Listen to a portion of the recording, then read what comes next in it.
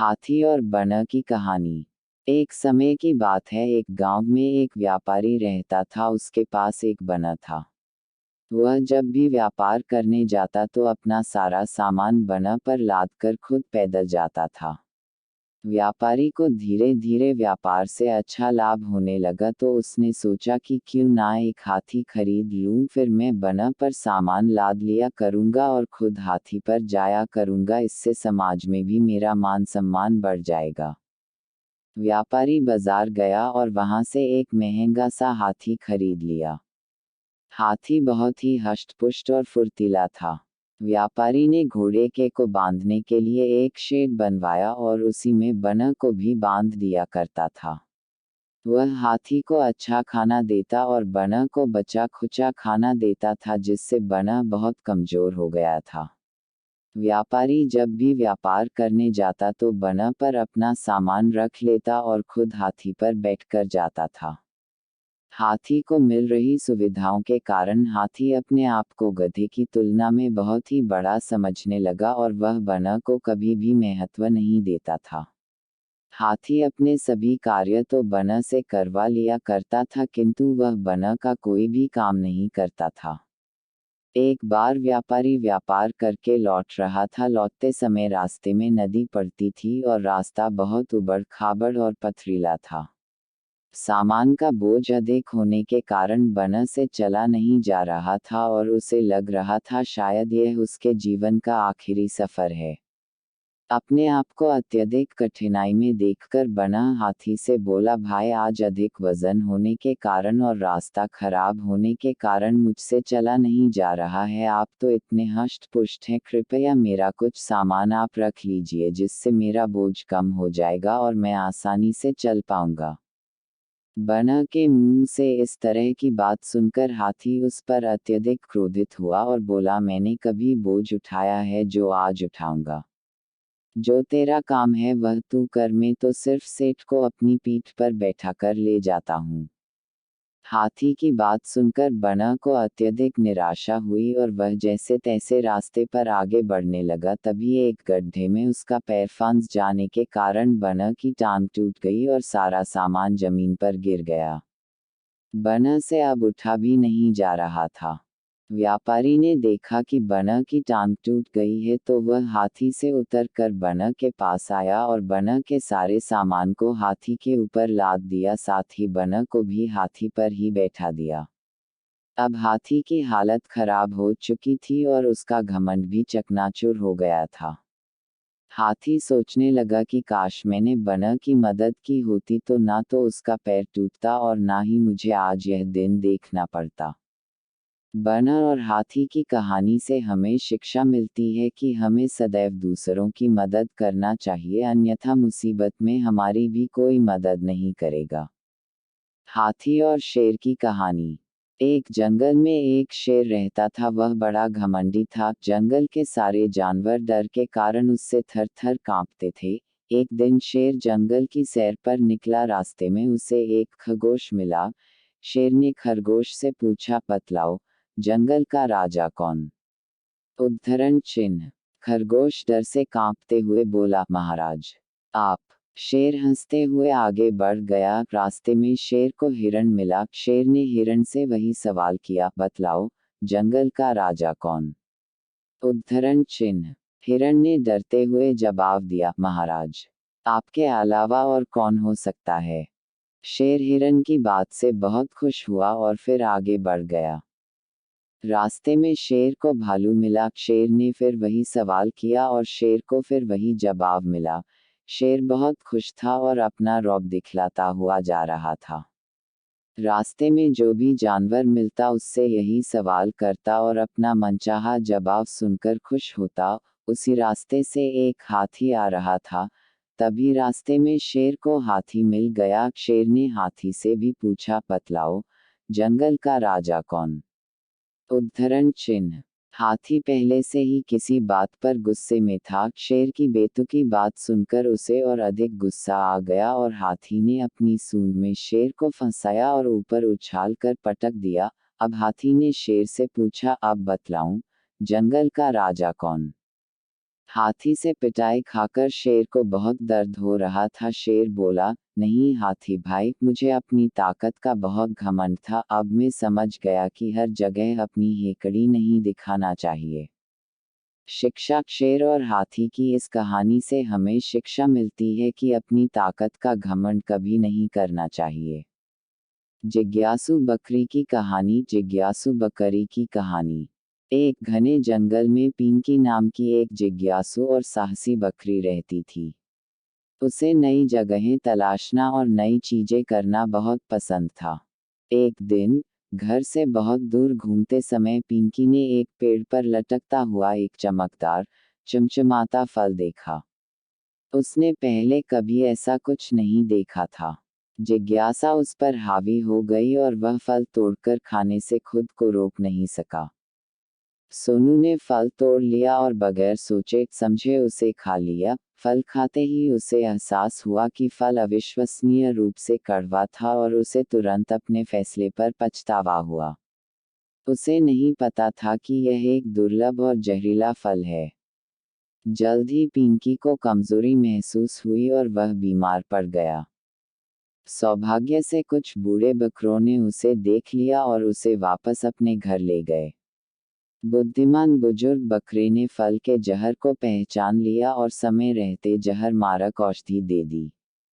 पिंकी को एहसास हुआ कि उसकी जिज्ञासा कभी कभी खतरे का कारण बन सकती है। तब से वह और अधिक सतर्क हो गया और कुछ भी नया करने से पहले बूढ़े बकरों से सलाह लेने लगा। शिक्षा। जिज्ञासु बंदर की कहानी से हमें शिक्षा मिलती है कि जिज्ञासा अच्छी है, लेकिन संभावित खतरों से बचने के लिए अपरिचित चीजों को आजमाने से पहले सतर्क रहना और मार्गदर्शन लेना जरूरी है। शियान और वाघ की कहानी। एक समय की बात है, एक घने जंगल में चिंटू नाम का एक चतुर और शरारती शियान रहता था। उसी जंगल में बबली नाम का एक शक्तिशाली राजसी वाघ रहता था। वे दोनों पड़ोसी थे, लेकिन उनका व्यक्तित्व बहुत अलग था। चिंटू नाम का शियान हमेशा ऊर्जा से भरा रहता था और उसे जंगल में अन्य जानवरों के साथ मजाक करना पसंद था। वह अपनी चालाकी के लिए जाना जाता था और अक्सर चालाकी दिखाने के चक्कर में खुद को परेशानी में डाल लेता था। दूसरी ओर बबली बुद्धिमान और दयालु था। जंगल के सभी जानवर उसका सम्मान करते थे। वह अपनी बहादुरी और नेतृत्व के लिए जाना जाता था। एक दिन चिंटू ने बबली के साथ एक मजाक करने का फैसला किया। उसने सोचा कि शक्तिशाली वाघ को चुनौती देना और अन्य जानवरों के सामने अपनी चतुराई साबित करने में बड़ा मजा आएगा। वह एक ऊंचे पेड़ की चोटी पर चढ़ गया और चिल्लाया, हे बबली, मैं तुम्हें ताकत और चपलता की प्रतियोगिता के लिए चुनौती देता हूँ। देखते हैं जंगल के दूसरी ओर नदी तक कौन पहले पहुंच सकता है। बबली बुद्धिमान होने के नाते जानता था कि शियान कुछ करने वाला है, लेकिन उसने शियान के साथ खेल खेलने का फैसला किया। उसने जवाब दिया, बहुत अच्छा चिंटू, मैं तुम्हारी चुनौती स्वीकार करता हूँ।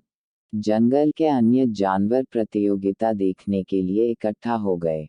बबली और चिंटू प्रतियोगिता के लिए तैयार होकर साथ साथ खड़े हो गए। जैसे ही दौड़ शुरू हुई, चिंटू अपने लाभ के लिए अपनी चपलता का उपयोग करते हुए एक रास्ते से दूसरी रास्ते पर कूदते हुए आगे बढ़ता गया। वह तेज और फुर्तीला था और उसे विश्वास था कि वह ही जीतेगा। दूसरी ओर बबली जंगल में शांति और स्थिरता से चलता रहा। वह जानता था कि चिंटू के साथ दौड़ना उचित नहीं होगा क्योंकि उसे ताकत के लिए बनाया गया था, शियान की तरह गति के लिए नहीं। जैसे ही चिंटू आधे रास्ते पर पहुंचा, वह यह देखने के लिए पीछे मुड़ा कि बबली कहाँ है। उसे आश्चर्य हुआ कि उसे शेर कहीं भी दिखाई नहीं दिया। चिंटू शियान यह सोचकर खुद पर हंसा कि उसने वाघ को मात दे दी है। हालांकि चिंटू शियान को यह नहीं पता था कि वाघ ने एक अलग रास्ता अपना लिया है। वह नदी के लंबे लेकिन अधिक सीधे रास्ते का अनुसरण करते हुए और चला गया था। जैसे ही चिंटू शियान नदी के पास पहुंचा, वह यह देखकर चौंक गया कि वाघ तो पहले से ही वहां पहुंच चुका था और शांति से नदी के किनारे से पानी पी रहा था। यह देखकर चिंटू शियान को शर्मिंदगी महसूस हुई और उसे एहसास हुआ कि उसने बबली की बुद्धिमत्ता और रणनीति को कम आंका था। बबली ने चिंटू शियान को देखकर मुस्कुराते हुए कहा, चिंटू, तुम तेज और फुर्तीले हो, लेकिन याद रखो कि बुद्धि और बुद्धिमत्ता कभी कभी अधिक शक्तिशाली हो सकती है। चिंटू को बबली की बातें सुनकर थोड़ा अच्छा लगा और उसने स्वीकार किया कि वाघ को चुनौती देना उसकी मूर्खता थी। उस दिन के बाद से चिंटू ने दूसरों के साथ छल करना बंद कर दिया और ज्ञान और नेतृत्व के मूल्य की सराहना करना सीख लिया। चिंटू शियान और बबली वाघ ने एक साथ समय बिताया और चिंटू ने बबली के मार्गदर्शन से कई मूल्यवान सबक सीखे। दोनों ने साथ मिलकर जंगल में शांति और सद्भाव सुनिश्चित किया, सभी जानवरों को सम्मान, दया और समझ का महत्व सिखाया। इस प्रकार चतुर शियान और बुद्धिमान वाघ जंगल में मित्रता और सहयोग की विरासत छोड़कर हमेशा के लिए खुशी से रहने लगे। शियान और वाघ की कहानी से हमें शिक्षा मिलती है कि हमें कभी भी दूसरे को नीचा दिखलाने के लिए मजाक नहीं करना चाहिए, अन्यथा हमारा ही मजाक बनकर रह जाता है। धोड़ा और रस्सी की कहानी। एक बहुत ही शक्तिशाली और बलवान धोड़ा था। घोड़सवार ने धोड़ा को बचपन से ही पाला और उसे तरह तरह के करतब सिखाए थे। महावत प्रतिदिन धोड़ा को बाजार ले जाता था और धोड़ा बाजार में करतब दिखाता था जिसे देखकर लोग खुश होते थे और धोड़ा को पैसा देते थे। इसी को घोड़सवार एकत्र कर लेता था और उसी से उसकी रोजी रोटी का कबाड़ निकलता था। घर के जाने के बाद घोड़सवार धोड़े को एक सिपहसालार सी यूरोप से बांध देता था। लोगों को यह बात बड़ी अजीब सी लगी थी कि इतना मोटा घोड़ा इतनी छोटी रस्सी से कैसे बंधा था। एक दिन एक व्यक्ति ने घोड़सवार से पूछा, घोड़सवार भाई, आपका घोड़ा तो इतना हष्ट-पुष्ट और बलवान है, आप इसे इतनी पतली सी टांगों से बांधते हो। घोड़ा जब इस टांग को बड़ी ही आसानी से तोड़ सकता है, फिर भी वह ऐसा नहीं होता। इसका क्या कारण है? उस व्यक्ति की बात सुनकर घोड़सवार बोला, कई साल पहले जब मैं घोड़ा को जंगल से लेकर आया था तब घोड़ा छोटा था। आलू को तोड़ने का प्रयास उन्होंने बचपन में ही किया था, नहीं तोड़ सका। धीरे धीरे उसके मन में यह बात बैठ गई कि वह कभी भी इस बात को नहीं तोड़ पाएगी। अब घोड़ा बड़ा हो चुका है, वह कंग तो एक ही संकेत में इस घोड़ा को तोड़ने का प्रयास अब घोड़ा बड़ा नहीं कर सकता, क्योंकि उसने सोचा है कि वह इस घोड़ा को तोड़ने का प्रयास नहीं कर सकता है। अब वह कागज तो इस रोबोट को एक ही इंफॉर्मेशन में तोड़ सकती है। व्यक्ति को सारी बात समझ में आ जाती है कि किसी भी जीव के मस्तिष्क में जो बात बैठ जाए वह सारी उम्र उसका संत रहता है। मकौड़े और अजगर की कहानी। एक समय की बात है, एक जंगल में एक अजगर रहता था। अजगर जंगल के छोटे मोटे जानवरों जैसे चूहा, मेढक, छिपकली, गिलहरी, पक्षियों के अंडों को खाकर बहुत बड़ा और मोटा हो गया था। अजगर के विशाल आकार के कारण जंगल के बड़े बड़े जानवर भी उसके पास आने से डरते थे। जंगल के छोटे छोटे जानवरों ने अजगर की शिकायत हाथी और शेर से भी की, किंतु शेर और हाथी भी उस विशाल अजगर का कुछ नहीं कर सके, क्योंकि जब भी वह अजगर को समझाने जाते तो अजगर अपना विशाल फन लेकर उनके सामने खड़ा हो जाता था। अजगर कहीं उसे काट ना ले, इसी डर से जंगल का कोई जानवर उसके नजदीक नहीं चाहता था। धीरे धीरे अजगर को यह घमंड हो गया कि जंगल का कोई भी जीव उसका सामना नहीं कर सकता। अजगर ने सोचा कि जब जंगल का राजा शेर ही मुझसे डरता है तो क्यों ना मैं भी एक राजा की तरह किसी विशाल घर में रहूं। यह सोचकर अजगर एक विशाल नीम के पेड़ के बिल में रहने लगा। अजगर के आने से डर के कारण नीम के पेड़ में रहने वाले सभी जीव जंतु और पक्षी उस पेड़ को छोड़कर चले गए। नीम के पेड़ के पास ही मकौड़े की बाम भी थी। अजगर जब भी कहीं जाता तो उसे रास्ते में मकौड़े मिल जाती थी। मकौड़े हमेशा अपने काम में व्यस्त रहती थीं और अजगर को नमस्कार नहीं करती थी। मकौड़े का यह व्यवहार अजगर को पसंद नहीं आया। एक दिन वह मकौड़े की रानी से बोला, तुम अपनी सेना को समझा देना कि मैं जब भी यहाँ से गुजरता हूँ तो मुझे सर झुकाकर नमस्कार करें, नहीं तो मैं सभी को मार दूंगा। उद्धरण चिन्ह। अजगर की बात मकौड़े की रानी को बिल्कुल भी पसंद नहीं आए और उसने अजगर की बात मानने से इनकार कर दिया। अजगर ने गुस्से में आकर अपनी पूंछ से मकौड़े की बाम्बी पर प्रहार कर दिया, जिससे उनके घर को काफी नुकसान पहुंचा। अजगर के इस व्यवहार से सभी मकौड़े बहुत अधिक क्रोधित हो गए और उन्होंने एक साथ मिलकर अजगर पर हमला कर दिया। मकौड़े के काटने से अजगर की बहुत बुरी हालत हो गई। धीरे धीरे मकौड़े की संख्या बढ़ती जा रही थी और अजगर अपने आप को असहाय महसूस करने लगा। आखिरकार मकौड़े के हमले से अजगर की मौत हो गई और जंगल के जानवरों को उस खतरनाक अजगर से मुक्ति मिल गई। इस कहानी से हमें शिक्षा मिलती है कि कभी भी किसी भी जीव को छोटा समझकर उस पर अत्याचार नहीं करना चाहिए। एकता में बहुत शक्ति होती है।